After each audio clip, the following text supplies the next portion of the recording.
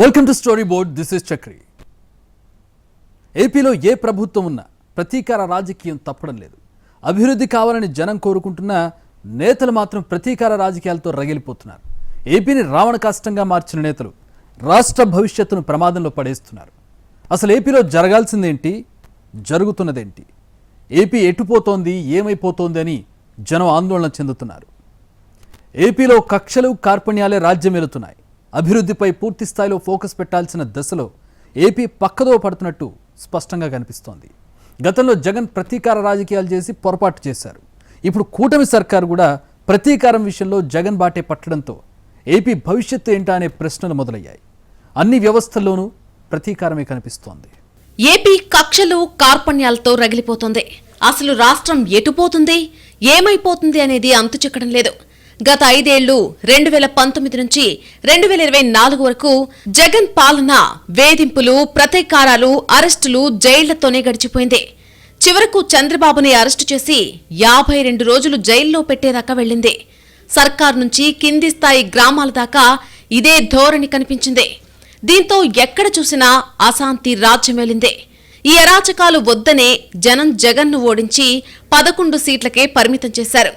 ఈ విషయం గమనించకుండా ఇప్పుడు కూటమి సర్కార్ కూడా అదే ప్రతీకార బాటలో పయనిస్తూ అరెస్టులు, కేసులు, జైళ్ల మీదే దృష్టి సారిస్తోంది.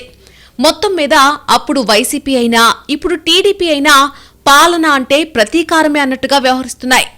ఏపీని శరవేగంగా అభివృద్ధి పదంలో పెట్టాల్సిన ముఖ్యమైన పని పక్కన పెట్టేసి వ్యక్తిగత కక్షలు, కార్పణ్యాల కోసం దేనికైనా తెగిస్తాం అన్నట్టుగా ప్రవర్తిస్తున్నారు.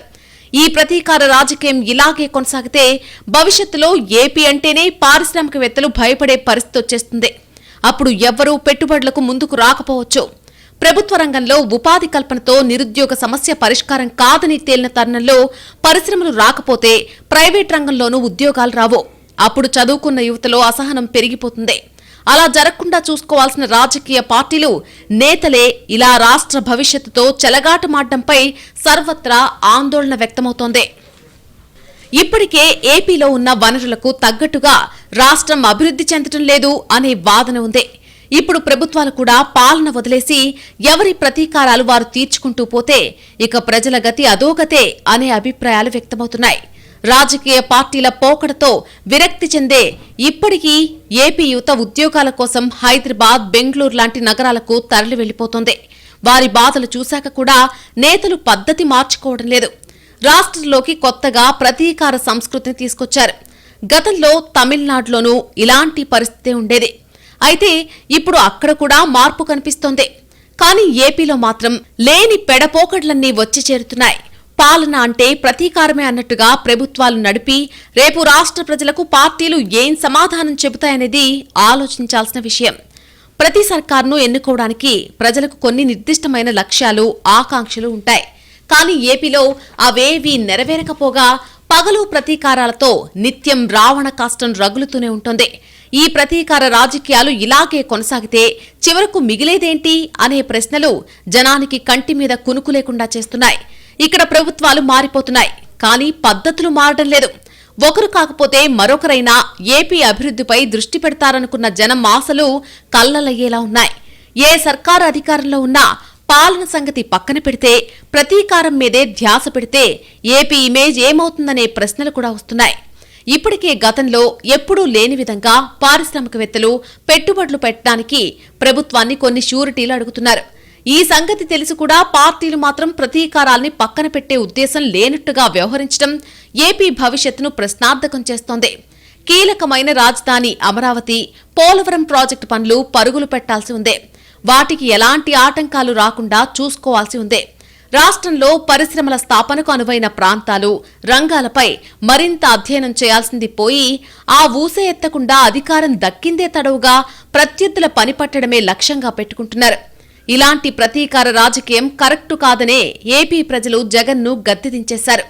అయినా సరే ఇప్పుడు టీడీపీ కూడా అదే బాటలో పాలన సాగించడం ఏంటో ఎవ్వరికీ అర్థం కావడం లేదు. ఇలా చేస్తే ఇక జగన్ సర్కారుకి, చంద్రబాబు ప్రభుత్వానికి తేడా ఏముందనే ప్రశ్నలొస్తున్నాయి. గతంలో జగన్ చేసింది తప్పే, అందుకే జనం అలాంటి తీర్పిచ్చారు. కానీ ఇప్పుడు చంద్రబాబు కూడా అదే తప్పు ఎందుకు చేస్తున్నారు అనేది తేలాల్సి ఉంది. భవిష్యత్తులో రాజకీయ సమీకరణాలు మారొచ్చు. ప్రజలు గతంలో జగన్ గురించి అనుకున్నట్టే రేపు చంద్రబాబు గురించి అనుకోవచ్చు. అప్పుడు ఏమవుతుంది? రాష్ట్రంలో అభివృద్ధి నిరంతరం సాగాలే కానీ ప్రతీకారం నిరంతర చైతన్య స్రవంతిలా ప్రవహించాల్సిన పనిలేదు. ఇలాంటి పగలు ప్రతీకారాలను ప్రభుత్వాలే ప్రోత్సహిస్తే ఇక రాష్ట్రం ఎటిపోతుంది, ఏమైపోతుంది అనేది నేతలకే తెలియాలి. రాష్ట్రాన్ని అన్ని రకాలుగా భ్రష్టు పట్టించడమే పనిగా పెట్టుకున్న పార్టీలు భవిష్యత్తులో ఇంకేం చేస్తాయో అనేది ఊహించడానికే భయమేస్తోంది.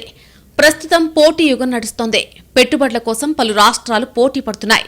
మహారాష్ట్ర, తమిళనాడు, గుజరాత్ వంటి రాష్ట్రాలు ఈ విషయంలో గట్టి పోటీ ఇస్తున్నాయి. ఈ రాష్ట్రాల్ని తట్టుకుని పెట్టుబడులు ఏపీకి తెచ్చుకోవాలంటే అసాధారణంగా కృషి చేయాల్సి ఉంది. కానీ గత జగన్ సర్కార్ కానీ ఇప్పటి చంద్రబాబు ప్రభుత్వం కానీ దాని గురించి ఎక్కువగా ఆలోచించడం లేదు. ఎంతసేపు ప్రత్యర్థి వర్గంలో ఎవరిని ఇబ్బంది పెడతామా, ఎవరిని అరెస్టు చేయిద్దామా అనే ప్రయత్నిస్తున్నాయి. ఇక్కడే పాలన దారి తప్పుతోంది. ఏపీకి నిధుల సమస్య ఉన్నమాట వాస్తవం. అలాంటి చోట సంపద పెంచాలంటే కొత్త పెట్టుబడులు ఆహ్వానించడమే సులువైన మార్గం. అప్పుడు యువతకు కొత్త ఉద్యోగాలొస్తాయి. వారి కుటుంబాల వినియోగ శక్తి పెరుగుతుంది. ఆటోమేటిక్గా పన్నుల ఆదాయము పెరుగుతుంది. అప్పుడు రాష్ట్ర ఆర్థిక చక్రం పరుగందుకుంటుంది. ఏపీలో సంపద ఎలా పెరగాలో ఏ ఆర్థికవేత్తనో కాదు, సామాన్యుని అడిగినా కూడా చెప్పేదిదే.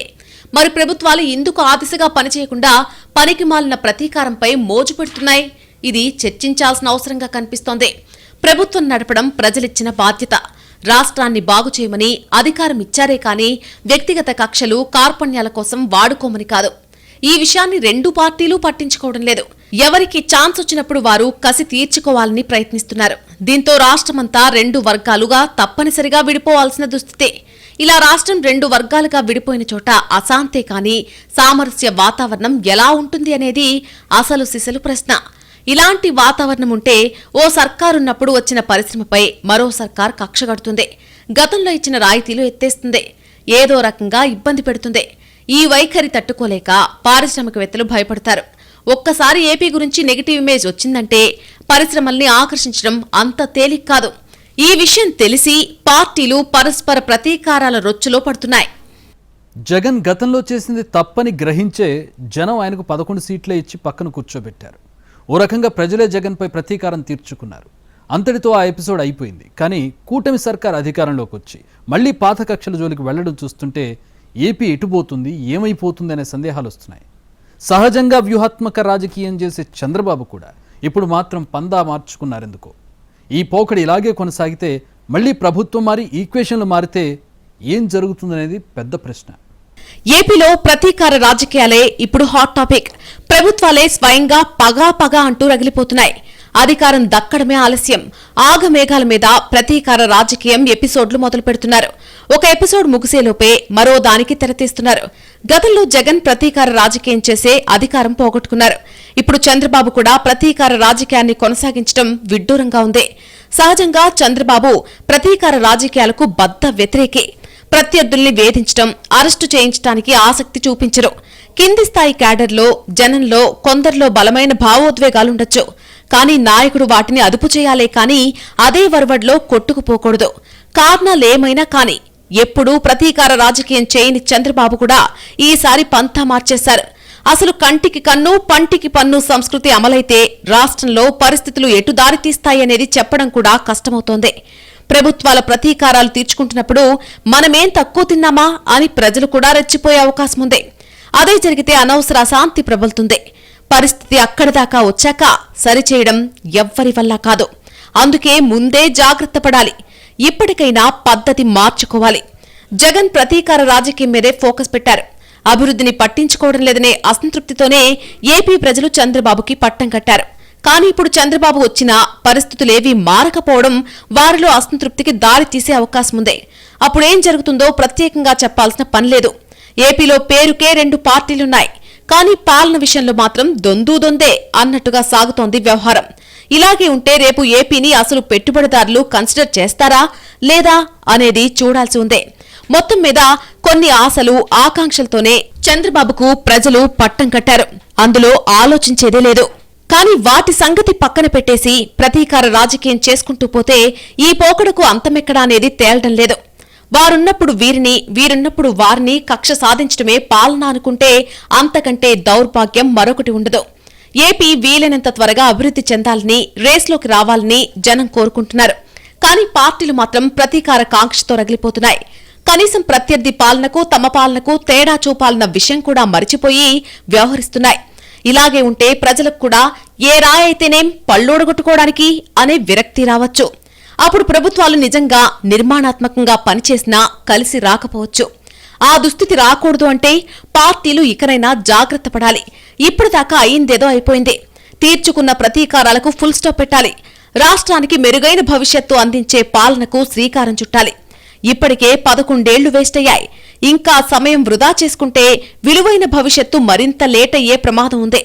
అర్జెంటుగా ఈ విషయాన్ని గ్రహించి అటు వైసీపీ, ఇటు టీడీపీ కొన్నాళ్లు ప్రతీకార రాజకీయం పక్కన పెట్టి ఓట్లేసిన ప్రజల కోసం మార్పు చూపించాలి. ప్రతీకారంలో పోటీ వదిలేసి అభివృద్ధి చేసి చూపించడంలో ఎవరి సత్తా ఏంటో చూపించాలి. అప్పుడు జనం కూడా హర్షిస్తారు. అంతేకాని ఇప్పటిదాకా ఏపీకి పరిచయం లేని వింత పోకడల్ని పరిచయం చేస్తూ పాలనను గాలికొదిలేయడం ఏమాత్రం సమంజసం కాదు.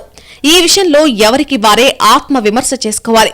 అసలు ఏపీకి ఏం చేయాలి, మనం ఏం చేస్తున్నాం అని పునఃసమీక్ష చేసుకోవాలి. గతంలో ఏపీ అభివృద్ధికి కేర్ ఆఫ్ అడ్రస్ గా ఉండేది. సరికొత్త సంస్కరణలతో, ఎప్పటికప్పుడు పరిశ్రమల స్థాపనతో చాలా డైనమిక్ గా కనిపించేది. కానీ విభజన తర్వాత ఏపీ అన్ని రకాలుగా వెనకబడిపోయింది. కాదు పార్టీలే అలాంటి వాతావరణం తీసుకొచ్చాయి. అభివృద్ధి గురించి చర్చ పెట్టాల్సింది పోయి ప్రతీకార పురాణాల గురించే మాట్లాడుతున్నాయి. ఇక నేతలు సరే తిలాపాపం తలా పిడికడు పంచుకుని ఏపీకి తీరని నష్టం చేస్తున్నాయి. జనం బాగోగులు, రాష్ట్ర భవిష్యత్తు గురించి ఇప్పటికైనా ఆలోచించాలి. లేకపోతే మాత్రం రాబోయే దుష్పరిణామాలకు రాజకీయ పార్టీలు, నేతలే బాధ్యత వహించాల్సి ఉంటుంది అనడంలో సందేహమే లేదు. రాష్ట్రం రావణ కాష్టంలో రగులుతుంటే పెట్టుబడులు రావు. పారిశ్రామికవేత్తలు భయపడతారు. కొత్త పరిశ్రమలు రాకపోతే ఉపాధి కల్పన కూడా కష్టమవుతుంది. రియల్ ఎస్టేట్ కూడా పుంజుకోదు.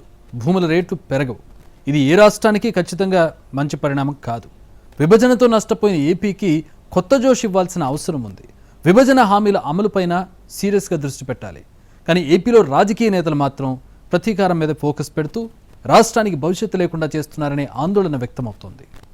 ఏ రాష్ట్రానికైనా పెట్టుబడులు రావాలంటే అక్కడ సానుకూల వాతావరణం ఉండాలి. ఏ మాత్రం తేడా వచ్చినా అసలు షార్ట్ లిస్ట్ లో కూడా రాష్ట్రం ఉండదు. ఒక్క కంపెనీ నెగిటివ్ చెప్పిందంటే మిగతా కంపెనీలు కూడా దాన్నే వేదవక్కుగా భావిస్తాయి. అంతేకాని మళ్లీ క్షేత్ర పర్యటనకొచ్చి సమయం వృధా చేసుకోవు. ఎందుకంటే అంత అవసరం లేదు.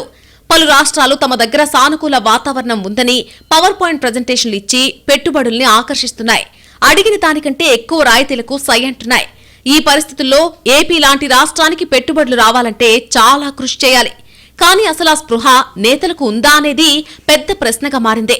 ఏపీలో నేతలు రాష్ట్రానికి పునర్వైభవం తెస్తామని ఓదరగొడుతున్నారు. కానీ చేసే పనులు మాత్రం ఉన్నది కూడా ఓడగొట్టేలా ఉంటున్నాయి. చివరకు గతంలో ప్రతీకార రాజకీయం ఒక రేంజ్ లో నడిచిన తమిళనాడులో కూడా ఎవ్వరూ పెట్టుబడుల జోలికి పోలేదు. కానీ ఏపీలో ఆ మాత్రం ఇంగితం కూడా లేకుండా ప్రత్యర్థి హయాంలో వచ్చిన పరిశ్రమల్ని కూడా ప్రత్యర్థులుగా చూసే వింత సంస్కృతి రాజ్యమేలుతోంది. అందుకే పారిశ్రామికవేత్తలు భయపడిపోతున్నారు. ప్రభుత్వం మారినప్పుడల్లా వేధిస్తుంటే మాకెందుకొచ్చిన తలనొప్పి అనుకుంటున్నారు. అసలు ఈ రాష్ట్రానికి రాకుండా ఉంటే గొడవ ఉండదు కదా అని అనుకునే దుస్థితి వచ్చేసింది.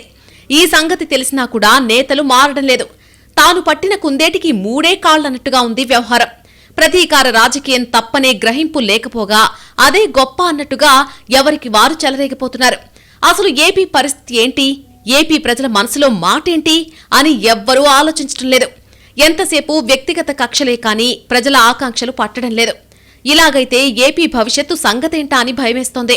నాయకులు ప్రజల్ని నడిపించాలి. అంతేకాని ప్రజల ఆలోచనలు చెడగొట్టేలా ప్రవర్తించకూడదు. ఇప్పుడు ఏపీలో జరుగుతోంది అదే. గతంలో జగన్ అయినా ఇప్పుడు చంద్రబాబు అయినా ప్రతీకారం తీర్చుకోవడానికి సరికొత్త పోకడ్లకు తెరతీస్తున్నారు. అంతకంతకు దిగజారుతున్న నేతల తీరు ప్రజల్ని భయపడేలా చేస్తోంది. ఇలాంటి నేతలతో మన భవిష్యత్తు ఏమైపోతుందో అని బెంగ పెట్టేసుకుంటున్నారు. అయినా సరే నేతలు మాత్రం మేమింతే అంటున్నారు. ఎందుకు మారాలి అని ఎదురు ప్రశ్నిస్తున్నారు. ముఖ్యమంత్రిగా ఎవ్వరున్నా సరే వారు చేసిన పనులే వారికి గౌరవం తెచ్చిపెడతాయి. కానీ ఇప్పుడు ముఖ్యమంత్రులుగా ప్రతీకారం తీర్చుకుంటున్న నేతలు తమ గురించి ఆ ఒక్కటి చెప్పుకుంటే చాలని అనుకుంటున్నారు. ఎవరేమనుకున్నా పగ తీర్చుకోవాల్సిందే అని అనుకుంటున్నారు. ఎందుకిలా తయారయ్యారో ఎవ్వరికీ అంతుబట్టడం లేదు. ఎంతో కొంత రాష్ట్రానికి మేలు చేయాలనే ఆలోచన కాగడా పెట్టి వెతికినా కనిపించడం లేదు. కానీ ప్రతీకార రాజకీయం మాత్రం పూర్తి స్థాయిలో జోరుగా నడుస్తోంది. ఇది చూసి సామాన్యులు విస్తుపోతున్నారు. పెట్టుబడిదారులైతే టచ్ మీ నాట్ అంటున్నారు.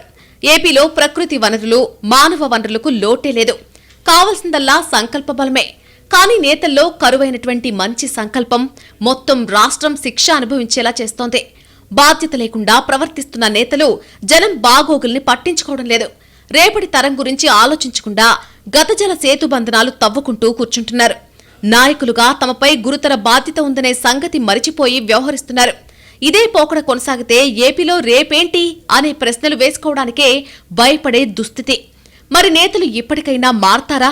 ప్రతీకారమే పరమావధిగా పనిచేస్తారా అనేది చూడాల్సి ఉంది.